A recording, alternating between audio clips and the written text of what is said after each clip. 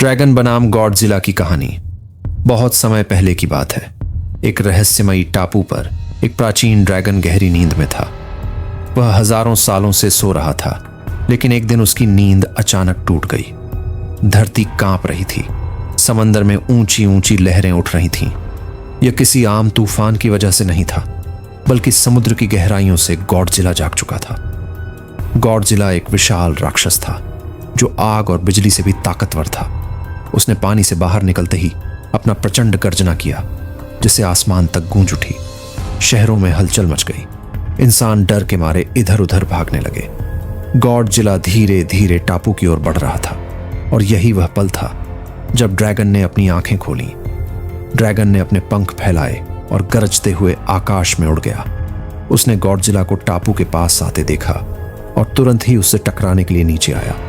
जैसे ही दोनों आपस में भिड़े, पूरा आकाश आग और बिजली से चमक उठा।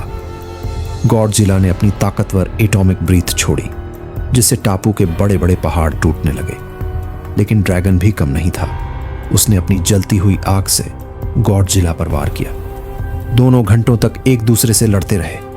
कभी गॉडजिला आगे बढ़ता तो कभी ड्रैगन अपनी तेजी से उसे पीछे धकेल देता।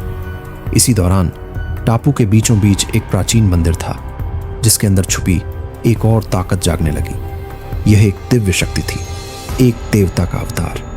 उसने अपने तेजस्वी स्वर में दोनों को रोका और कहा, तुम दोनों प्रकृति की सबसे शक्तिशाली रचनाएं हो, लेकिन यह धरती सिर्फ तुम्हारी नहीं, बल्कि सभी जीवों की है।